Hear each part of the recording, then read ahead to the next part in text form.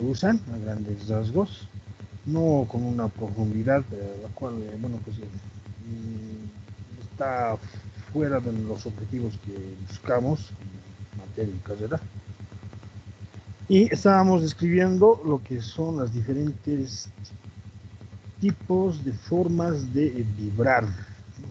Tipos de vibraciones, ¿no? Y hablábamos que tenemos una vibración armónica, ¿no? Que es una vibración que se puede graficar por algún medio y que va a tener una característica, ¿no? De que una forma fundamental de la señal, describíamos eh, un ciclo, un ciclo de esta señal, un ciclo de esta función, ¿no? Y veíamos que esta se iba repitiendo con el tiempo. Entonces, representa un movimiento armónico y además periódico. La forma fundamental de esta señal la habíamos denominado como ciclo, y donde graficábamos en un eje tiempo versus desplazamiento. También habíamos indicado que tenemos algunos parámetros que describen esta forma de señal. Entonces habíamos indicado que el punto más alto a partir del eje de referencia, que es el eje del tiempo, lo denominábamos amplitud, o también un valor pico. Teníamos valores picos y amplitudes positivas y negativas. Tómese valores positivos por encima del eje del tiempo, el eje de las abscisas, y por debajo valores negativos. Teníamos una duración de la forma fundamental de esta señal que habíamos denominado periodo, y el periodo no es nada más que el tiempo en el cual se produce un ciclo. Entonces esta señal también podríamos explicarlo de esa forma, que es una sucesión de ciclos, de estas formas fundamentales de la señal. Al valor o a la distancia entre el valor pico positivo y el valor pico negativo se lo denomina valor pico a pico. Y del gráfico sacamos la conclusión de que es igual a 2 veces la amplitud. Esta función periódica puede modelársela mediante funciones seno y función de seno y coseno, ¿no? Como estamos describiendo acá. En el caso de este movimiento, estaríamos trabajando con la función precisamente del desplazamiento de una partícula que está describiendo este movimiento, ¿no? En este caso habíamos puesto el ejemplo de un resorte. Vamos a explicar por qué tomamos ese modelo más adelante, pero entenderemos primeramente el comportamiento de este tipo de movimiento. Entonces, se lo puede modelar con una función periódica, ¿no? En donde la función, es decir, x va a ser igual a el valor de la amplitud por el coseno de un ángulo.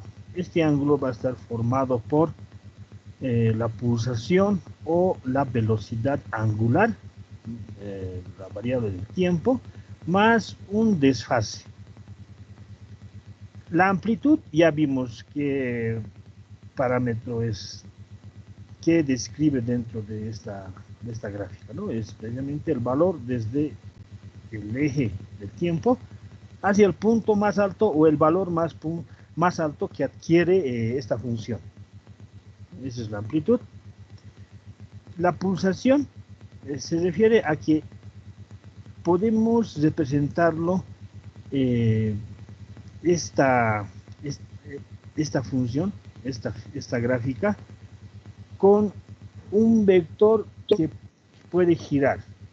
Entonces, la velocidad de giro precisamente de ese vector con el cual representamos esta gráfica es la velocidad angular, o en el caso de máquinas rotativas como son los motores, prácticamente sería igual a la velocidad angular del motor. La variable del tiempo, ¿no? Es decir, la variable del tiempo es el valor que adquiere en cuanto a este eje del tiempo, y un desfase.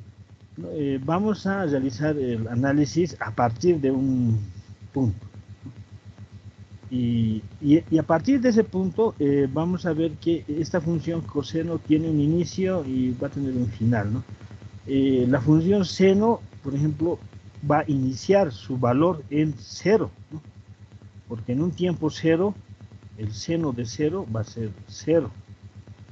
Por lo tanto, iniciaría precisamente en un punto en el cual lo denominamos origen, ¿no? En el caso del coseno, va a iniciar en un tiempo 0 en un punto alto en el cual esté la función. Esa distancia medida al eje de referencia se denomina desfase. Entonces tenemos un desfase.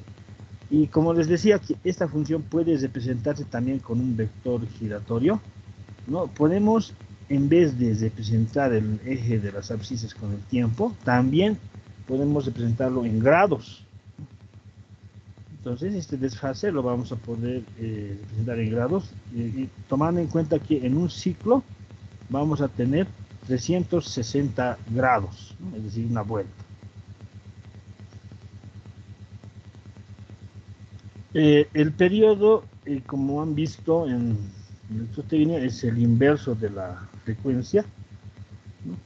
Y a la pulsación también se le denomina frecuencia angular. Sus unidades de medida son radianes por unidad de tiempo. Y la relación con el periodo va a ser igual a 2pi dividido entre esta frecuencia angular, o velocidad angular a la cual rota un eje o un motor. Ya que en cuanto a vibraciones, siempre vamos a relacionar con una velocidad angular, porque son generalmente las máquinas rotativas las que generan vibración en una máquina. Podemos tener otro tipo de máquinas, pero generalmente son rotativas.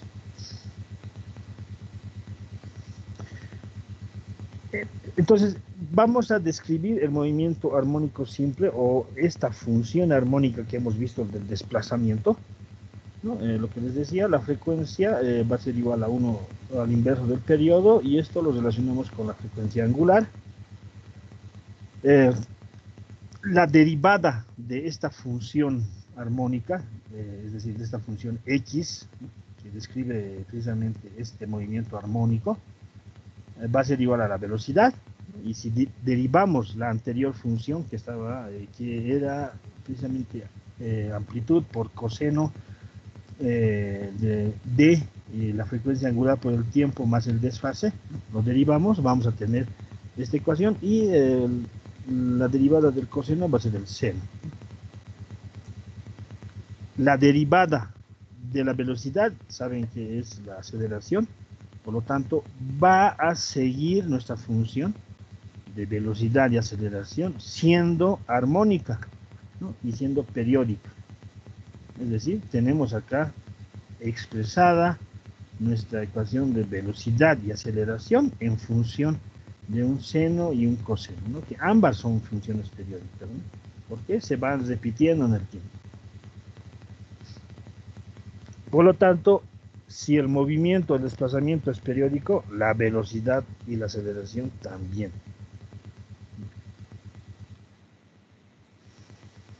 Si graficamos la velocidad y la aceleración conjuntamente con el desplazamiento, vamos a ver que tenemos desfases respecto de la función de desplazamiento, ¿no?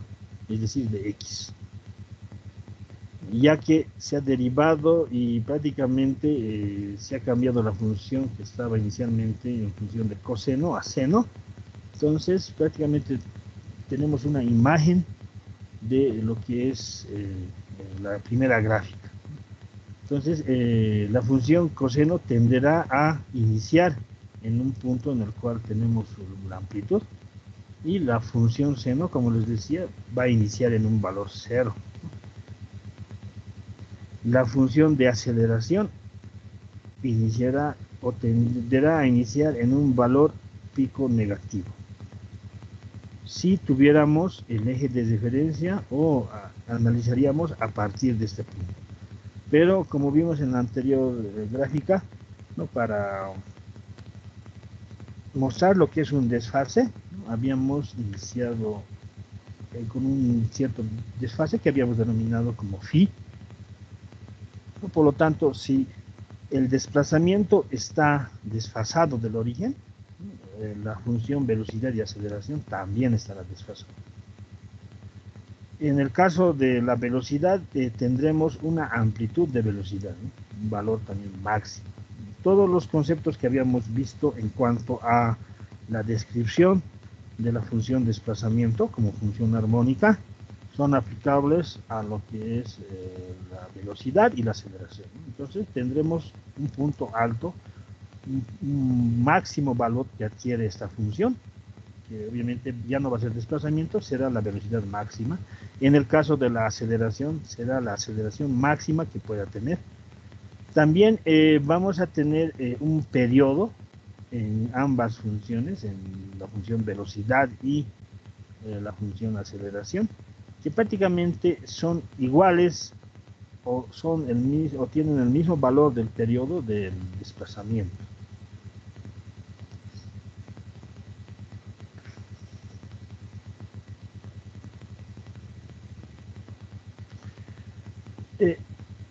Bueno, eso en cuanto a la señal.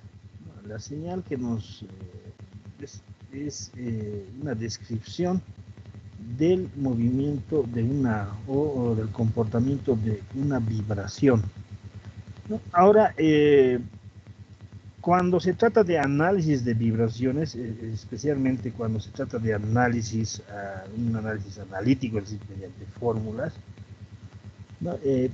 Modelamos las máquinas en función de una masa, una rigidez y un amortiguamiento que no está acá en el gráfico. Entonces todo es susceptible de modelarse como un sistema mecánico básico, como lo que estamos viendo en la figura. Donde vamos a tener un punto de referencia siempre, y a partir de ese punto vamos a analizar qué comportamiento tiene, ¿no? Si oscila, si tiene una oscilación amortiguada, sobreamortiguada o no amortiguada, como habíamos visto anteriormente. Si bien el gráfico hace referencia al uso de un resorte, como han visto en sus cursos de física, ¿no? Saben que este es un elemento que genera una fuerza que se va a oponer a la acción externa, ¿no? Es decir, si comprimimos el resorte, va a generar el resorte una fuerza que tienda a reponerla a su posición de equilibrio, ¿no? Una fuerza contraria a la aplicada. Si lo elongamos, si lo estiramos, de la misma manera va a generar una fuerza que tienda a comprimirla al resorte, también tendiendo a volverla a su posición de equilibrio. Modelamos de esta manera los sistemas mecánicos, máquinas en determinados puntos podemos modelar de esta manera, porque como han visto en su curso de tecnología, inclusive el acero, ¿no? Tiene un comportamiento elástico, ¿no? Esto lo han visto en el diagrama esfuerzo-deformación. Hay una zona elástica donde inclusive tenemos un módulo de U que sería que podríamos expresar el esfuerzo y podríamos relacionar con la fuerza que genera este resorte, ¿no? O es una ecuación muy similar. Entonces, el acero también se va a comportar como un acero en determinadas condiciones, ¿no? No estoy diciendo que se va a comportar como una gelatina y va a empezar a vibrar, ¿no? Con altas cargas, si aplicamos una carga de compresión, ¿no? El acero siempre se va a tender a contraer en menor o mayor proporción de acuerdo a la carga externa aplicada. Si retiramos la carga, ¿no? El acero tenderá a retornar a su forma original, ¿no? Si es que no hemos sobrepasado la zona elástica. Si hemos llegado a una zona de fluencia del acero, en ese caso lo deformaremos plásticamente, ¿no? Es decir, se deformará y ya no volverá a su posición original. De la misma manera, si traccionamos, es el término cuando se tiende a estirar un metal, ¿no? Si traccionamos el metal o la pieza mecánica fabricada de metal, también se va a deformar ligeramente, ¿no? Y si retiramos la fuerza externa, va a volver a su forma original o a su dimensión original. Entonces, si hemos visto que el acero se comporta como un resorte que tiene una zona que precisamente se denomina zona elástica, entonces podemos modelarla mediante un sistema de masa que represente la masa de la pieza mecánica, la masa del elemento mecánico y la rigidez que vendría a ser prácticamente el modelamiento de su comportamiento elástico.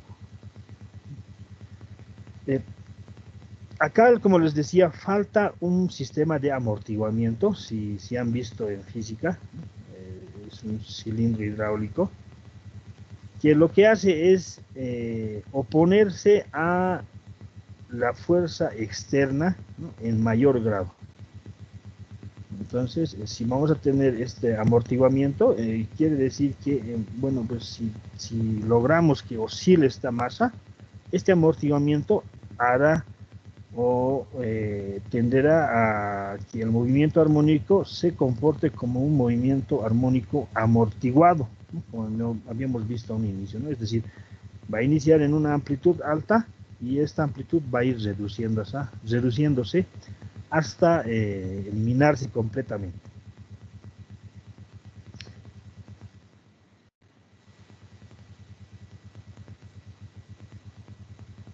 Entonces, las máquinas podemos modelarlas mediante resortes, amortiguamientos y las masas, ¿no? Ese sería el modelamiento de una máquina para analizar su movimiento armónico o movimiento de vibración. Vamos a tener un punto de referencia, si por un medio externo logramos deformar el resorte, vamos a generar un desplazamiento de la masa y el resorte, como les indicaba, generará una fuerza que, bueno, pues va a tender a volver a la masa a su posición de equilibrio. Si soltamos la fuerza externa, la influencia externa, pasará por el punto de equilibrio, pero irá más allá, ¿no? Es decir, comprimirá el resorte y deformará el resorte desplazando la masa hacia el lado contrario que inicialmente logramos desplazar la masa. En este tipo de sistemas puede o no puede considerarse la fricción. En un caso ideal, como habíamos visto en la vibración armónica, que empezaría a describir el movimiento infinitamente, ¿no? Si no hubiera fricción, entonces también este sistema describiría una vibración armónica. Entonces, para realizar un estudio más real, incluimos la fricción y no incluimos la fricción como tal, ¿no?, sino incluimos un sistema de amortiguamiento, ¿no? Porque al final, ¿qué va a ser la fricción? Va a ser una disipación de energía, por lo tanto, empezará, con el tiempo, irá oscilando menos la masa. Entonces, como les decía, por eso se lo modela en función de un cilindro hidráulico, un resorte y una masa, un sistema mecánico, para analizar la vibración que se presenta en este. Por lo tanto, la fuerza que se va a generar va a ser igual a la constante del resorte por la deformación, que como tenemos una masa, ¿no?, y hemos visto que el movimiento, este desplazamiento armónico, Si analizamos matemáticamente la función desplazamiento, podemos obtener una velocidad y una aceleración. Entonces, en ciertos puntos se acelerará más, y en otros inclusive tendremos menos aceleración o nula aceleración. Por lo tanto, la fuerza también va a ser igual a la masa del resorte por la aceleración. Y podemos relacionar la aceleración con la constante y el desplazamiento y tener otra ecuación para realizar el análisis.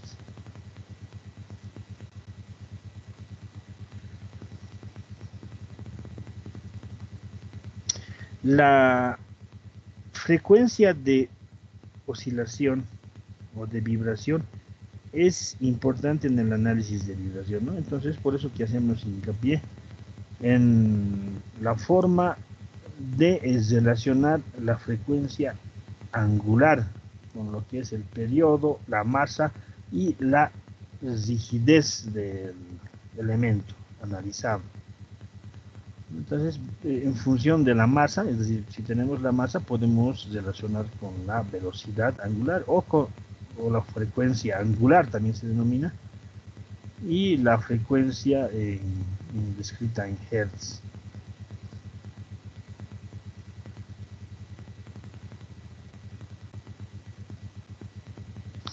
Bien, cuando describíamos la transmisión de movimiento hacia un ventilador desde un motor, ¿no? Veíamos distintos elementos, ¿no? No habíamos descrito los elementos, pero ahora vamos a describirlo porque vamos a ver que es importante conocer los elementos que componen la cadena cinemática para poder determinar en qué puntos podríamos tener vibración o en qué puntos estarían más afectados por la vibración que genere el sistema.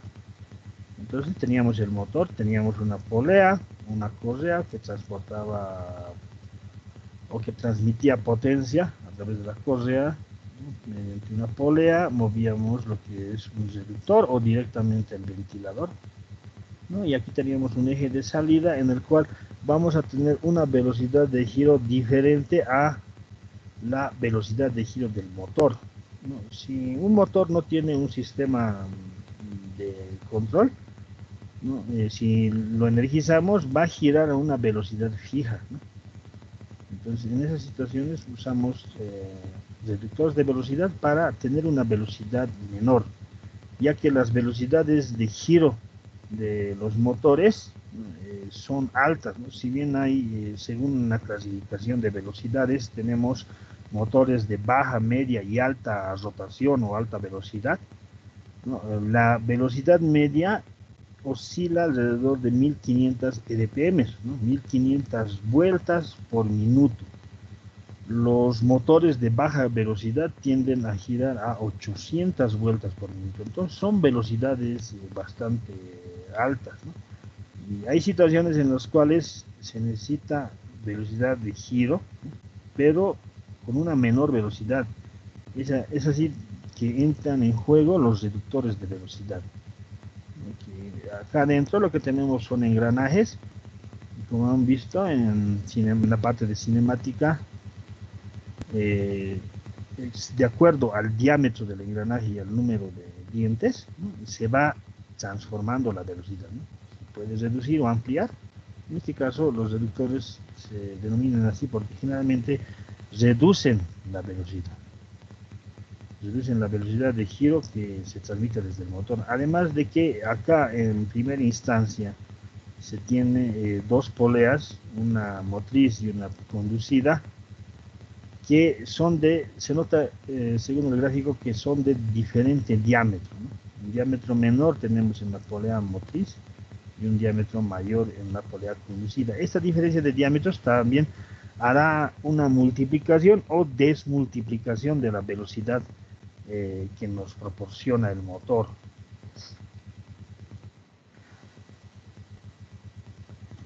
Entonces, indicábamos que debemos conocer necesariamente el sistema para realizar las mediciones. ¿En qué puntos voy a tener lecturas de la vibración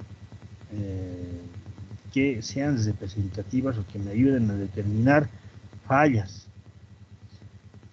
Entonces, para esto vamos a analizar ciertas partes de este sistema, de esta cadena cinemática, porque todo nos llevaría más tiempo. Vamos a analizar el motor. Sí, el motor, prácticamente les decía, es una máquina eléctrica que si le alimentamos energía eléctrica, según su diseño, vamos a lograr obtener energía mecánica en el eje, es decir, giro del eje, que vamos a poder aprovechar para movimiento, como habíamos visto en la figura anterior. Funciona con un principio magnético, pero lo que nos interesa ahora es las piezas mecánicas, ¿no? Porque la vibración generalmente está asociada a elementos mecánicos. Entonces vamos a ver la carcasa, como en las figuras anteriores, y este motor tiene dos tapas, ¿no? Una posterior y una delantera. Si sacamos estas dos tapas, dentro vamos a tener lo que es el rotor. Este rotor es una de las piezas que gira en la máquina y que vemos girar precisamente cuando vemos un motor.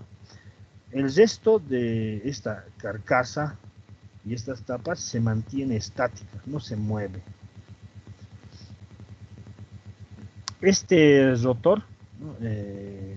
Se denomina así porque acá en el centro está alojada unas masas denominadas masas magnéticas. Es un material magnético que amplifica la concentración del campo magnético. Tiene también en determinados modelos alambre, bobinas, y sobre este se van a fijar lo que son los rodamientos en extremos, en puntos extremos. Estos rodamientos se van a montar en las tapas, siendo estas tapas los puntos de apoyo de este eje. Entonces este eje va a girar. El rodamiento va a ayudar a que no roce con el interior del estator. La distancia que tiene o la holgura que existe entre el rotor y el estator, ¿no? es del orden de 1 a 2 milímetros. Son dimensiones bastante pequeñas.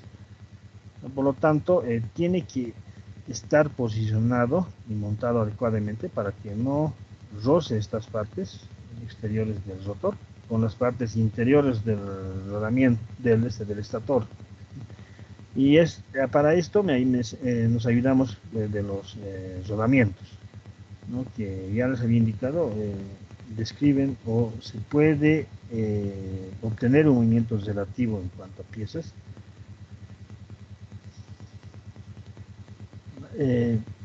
Todos los motores se tienen que montar o tienen que descansar en una base. No, en este caso tiene que haber una base en la cual sea adecuada al diseño del motor. Puede ser que el motor tenga un diseño especial y bueno, pues inicialmente logremos este montaje o fijar a una base de esta manera, ¿no? Como indica la primera figura, la figura de la izquierda superior, ¿no? Donde vemos que no se apoya totalmente. Entonces este es un mal montaje, ¿no? Es posible que hayamos deformado una de estas bases o patas del motor, tengamos un montaje como este, ¿no? O la base o la superficie sobre la cual va a apoyarse, va a descansar el motor, no sea totalmente plana o horizontal, ¿no? Tenga una forma la cual me incurra en la falla o en el mal montaje que describimos al principio. Entonces, estos son malos montajes que se realizan el motor como conjunto. Esto me va a generar entonces una vibración, ¿no? Es causa de vibración. Les decía que siempre va a vibrar porque no hay nada ideal, ¿no? Y a esto nos referimos con que, bueno, pues no el diseño del rotor, que es la pieza que gira, no va a ser óptima. Siempre va a tener una pequeña desviación. En cuanto a desviaciones, vamos a verlo enseguida, pero seguiremos describiendo las partes conflictivas que tendríamos en el motor. No, les decía que el rotor se va a apoyar en los rodamientos. Estos son los rodamientos, seguramente lo han visto en tecnología, son elementos mecánicos, ¿no? Y prácticamente son elementos que me ayudan a tener un movimiento relativo, ¿no? Es decir, en el centro, que tiene un alojamiento circular, vamos a montar el eje y el exterior se montará en uno de los descansos o en las tapas del motor. No, las partes del rodamiento está constituida por unos perdigones o también denominados rodamientos o rodadura, que son esferas de acero. Estas esferas de acero están separadas en unas de otras, es decir, tienen varias, ¿no? Por medio de una jaula o canastillo, que si ven en la figura tiene una forma especial para que precisamente mantenga en un determinado punto o posición a los perdigones. Va a tener un anillo interior, ¿no? Que es denominado también pista interior, y un anillo exterior, ¿no? O pista exterior. Entonces la esfera de metal o el perdigón, ¿no? Va a tener contacto físico con el anillo exterior y el anillo interior, es decir, va a rodar por estas dos superficies. En la parte derecha, si vemos, tenemos un despiece de rodamiento, donde podemos ver en la parte derecha de la figura el anillo o la pista interior, y si notamos tiene una especie de canal, ¿no? Y esto precisamente es este canal para ayudar a que esté o describa un movimiento que esté sobre este canal los perdigones, ¿no? Tenemos la pista exterior, que también tiene un canal para conducir el movimiento del rodamiento, ¿no? Acá tenemos los canastillos, que prácticamente son una especie de plancha que está doblada, describe la forma de los perdigones, ¿no? Los perdigones mismos, que puede variar el número y el diámetro. Y luego vamos a tener unas tapas, ¿no? Unas tapas que van a ayudar a mantener al conjunto de canastillo, jaula y los perdigones, además de el lubricante que se tenga, ¿no? Estos generalmente se los lubrica con grasa, aunque puede haber otros lubricados con aceite. Por lo tanto, va a estar a medida que gira, va a ir lubricándose continuamente. Existen de diferentes modelos los rodamientos. A estos se los denomina rodamientos de bolas, porque precisamente tienen esferas como elemento rodante. Podemos encontrar en rodamientos de bolas de una hilera, como indica cada las dos figuras primeras, o en la figura inferior vamos a ver que tenemos en estos dos rodamientos de la derecha dos filas de estos perdigones o elementos rodantes, ¿no? Entonces, esto lo denominamos rodamientos de dos hileras. Inclusive, este elemento rodante puede cambiarse por un cuerpo cilíndrico. En vez de tener una esfera, podemos tener un rodillo. Cada uno de estos tiene su campo de aplicación.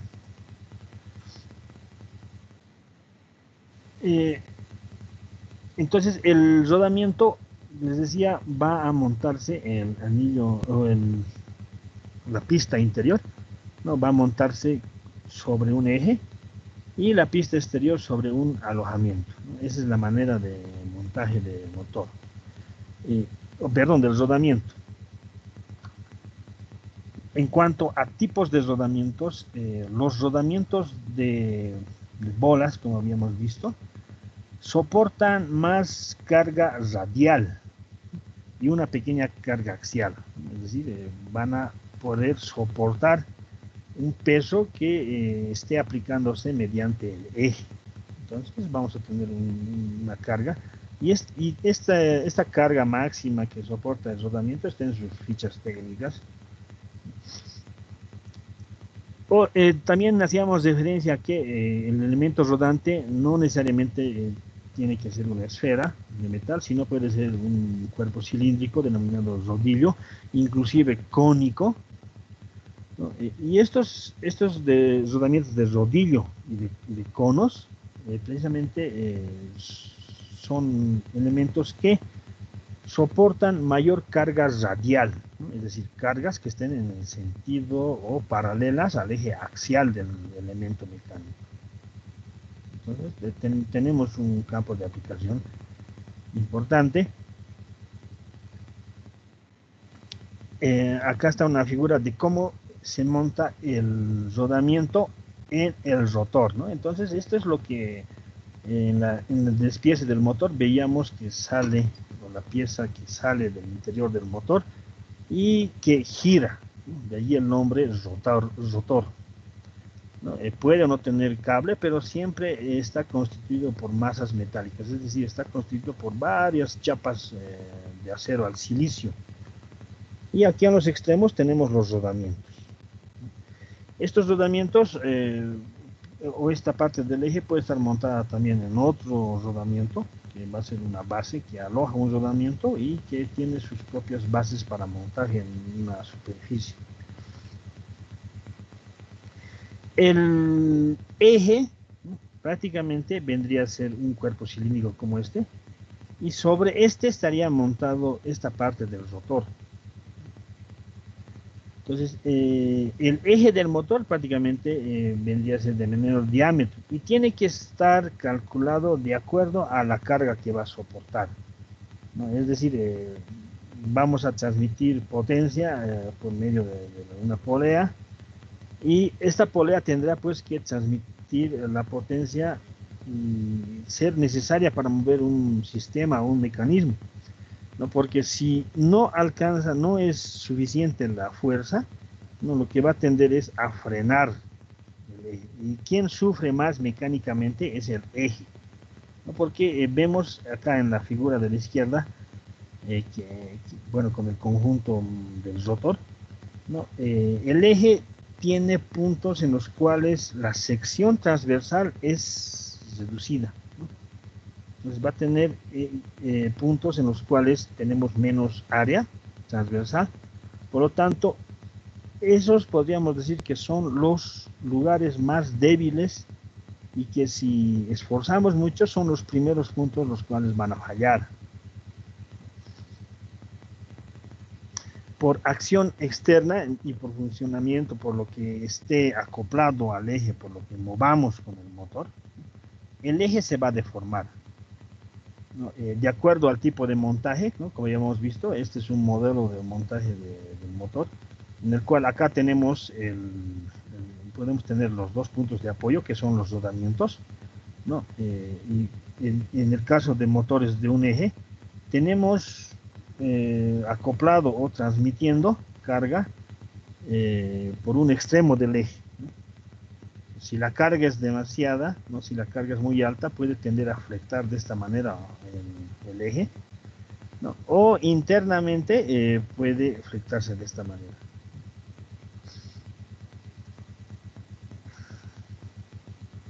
Entonces también indicamos que las medidas que tomemos de la vibración son medidas compuestas, ¿no? Son medidas que nos están describiendo la vibración o se está midiendo también la vibración transmitida por otros elementos, ¿no? El desbalanceo, ¿no? El desbalanceo también es otro elemento que genera vibración. El desbalanceo interno de un eje, o en este caso del rotor, puede deberse a masas, ¿no?, excesos de masas que estén excéntricamente con relación al eje axial, ¿no? Entonces, si acá tenemos el modelo del rotor, ¿no?, este tiene un eje axial, ¿no? Idealmente, lo dibujaríamos de esa manera o los representaríamos de esa manera.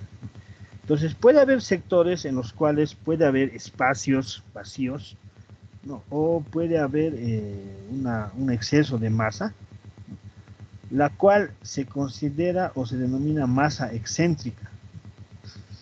Masa excéntrica porque, bueno, pues va a estar esta masa, en su centro, alejada del eje de giro o centro de giro del rotor. Entonces, si dibujamos el rotor transversalmente, hacemos un corte transversal, esta masa va a tener una distancia respecto al punto de giro o al eje de giro, que denominamos R. La masa va a tener un determinado valor y va a girar solidario con el resto del rotor. Como es una pieza física, es una masa, es algo físico, entonces generalmente va a estar solidario a lo que es el resto de las piezas. Como ustedes saben, si tenemos una masa que gira alrededor de un centro, no, se va a generar una fuerza centrífuga, ¿no? Una fuerza centrífuga que va a estar en función de la masa misma que esté girando, la distancia respecto al eje de giro y la velocidad con la cual gira. Entonces, este desbalanceo nos va a generar una fuerza, una carga, ¿no? Entonces, esta carga puede llegar a generar vibración si tenemos una alta velocidad, como vemos en la ecuación, o una masa considerable, o está muy alejada del eje de giro. Entonces, estos tres factores van a influir para que tengamos mayor fuerza o menor fuerza, y también un mayor o menor nivel de vibración. Entonces, acá tenemos una influencia interna que precisamente me va a generar un temblor, lo que es la vibración.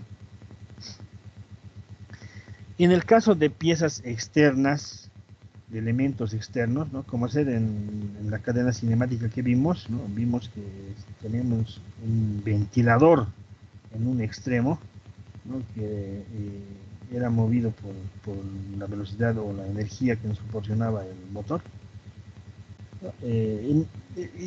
Podemos tener un ventilador el cual tenga un defecto de fábrica, ¿no? Es decir, puede tener una parte de uno de los álabes, puede tener un exceso de masa, y ese exceso de masa, como vimos en la anterior diapositiva, va a generar una fuerza centrífuga, ¿no? Va a generar una fuerza que lo que va a hacer es hacerme oscilar el conjunto, ¿no? Si se tienen las condiciones, es decir, si vamos a tener siempre tienen las piezas un juego, ¿no? Entonces, primeramente, en los límites que me dé este juego, ¿no? Empezará a oscilar.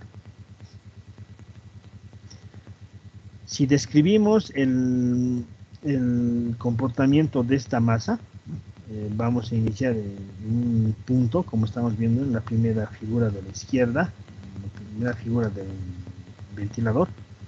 No, a medida que esté girando, este elemento va a posicionarse en un punto alto, en una dirección vertical, ¿no? Luego en una dirección horizontal, pero en sentido contrario a la inicial, luego en un punto bajo para volver a el mismo punto en el cual iniciamos la descripción de este movimiento, de esta masa excéntrica. Entonces, como el ventilador gira a 200, 400 revoluciones por minuto o más, ¿no? Entonces este movimiento se irá repitiendo. Y si tenemos una descripción, ya sea del desplazamiento o de la velocidad de esta masa excéntrica, ¿no? Vamos a ver que describe un movimiento armónico.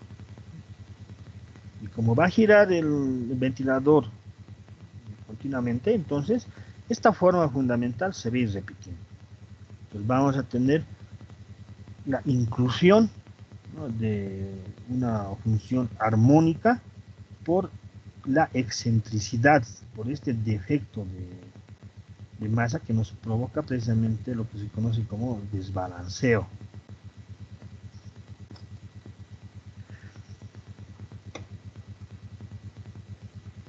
Podemos tener más masas, ¿no? Es decir, puede tener muchos defectos nuestro sistema, ¿no? Y cada uno de estos, por la ecuación de fuerza centrífuga, va a generar una fuerza.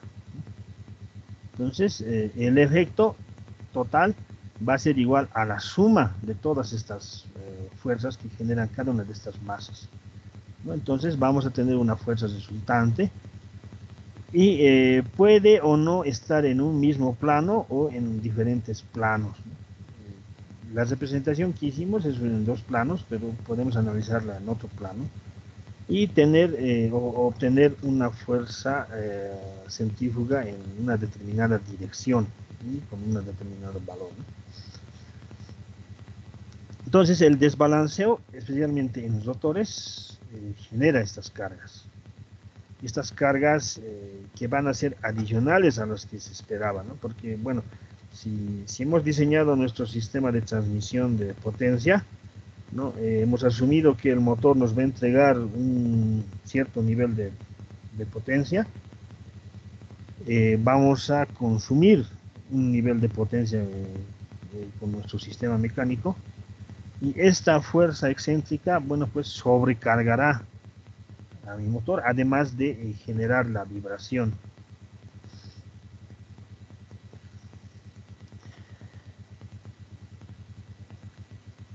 Bueno, otro aspecto que hay que tener en cuenta en cuanto a los motores para la transmisión de potencia es el acople que se tiene.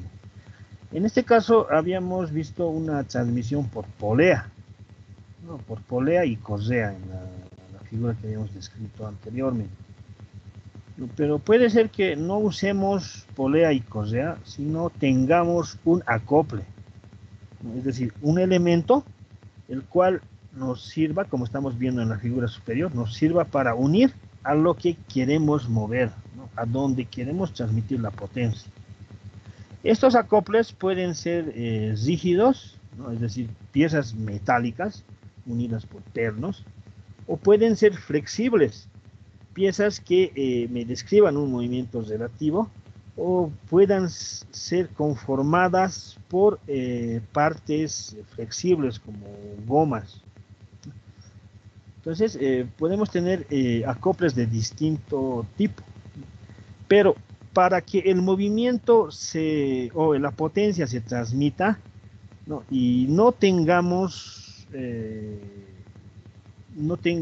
sea más efectivo o más eficiente la transmisión de potencia, el montaje de estos sistemas debe ser alineado, ¿no? Debe estar en una misma línea de acción, montados los ejes tanto del elemento que me da el movimiento, como ser el motor, como los elementos que reciben este movimiento. Entonces, el motor tendrá su eje axial, ya que todas las piezas que giran no son piezas de revolución, tendrá que coincidir con el eje axial del elemento al cual se proporciona la potencia, como estamos viendo acá. Entonces estamos viendo que el eje del reductor, en este caso del elemento que recibe movimiento, ¿no? Está en la misma línea de acción que el eje axial del motor. Eso es lo ideal, ¿no? Así debería de ser, ¿no? Pero por situaciones ya sea de espacio, de condiciones del lugar donde se va a utilizar el motor, del desgaste o no del acople, vamos a tener un desalineamiento. Es decir, esta parte, ese alineamiento ideal no se va a lograr. Entonces, podemos tener un desalineamiento paralelo, ¿no? El cual significa que el motor, ¿no? Si analizamos su eje axial, va a estar en una línea de acción, y un poco más abajo, más arriba, pero paralelamente, distante, va a estar el eje del sistema que va a recibir el movimiento. Entonces acá tenemos un desfase, ¿no? En cuanto a ejes de movimiento, ejes axiales, ya sea de las partes mecánicas y del motor. Entonces a esto se denomina desalineamiento paralelo.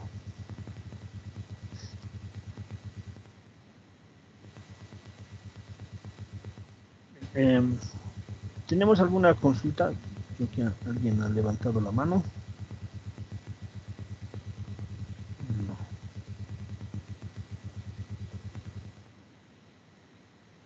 Bueno, ¿alguna consulta, jóvenes?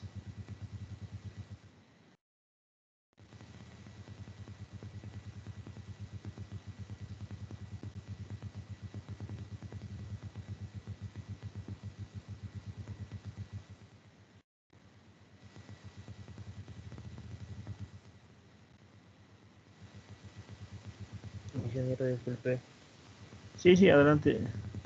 quería hacer una consulta. ¿Esas, las diapositivas no las va a pasar? Sí, ya tenemos en Teams la unidad 1, la unidad 2. Lo que me falta pasarles es esta parte de técnicas de análisis de aceites y esta que estamos viendo y otra que vamos a ver. Está ya en el Teams. Revisen, por favor. Gracias,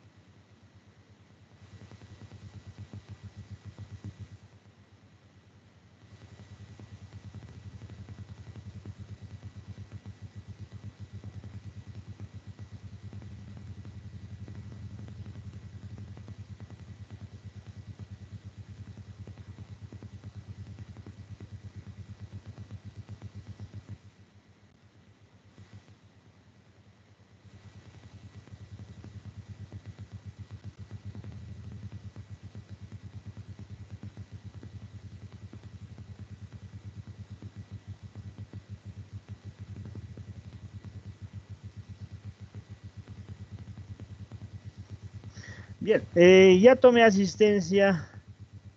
Si no hay ninguna consulta, quedamos ahí, jóvenes. Nos vemos en la siguiente clase. Hasta luego.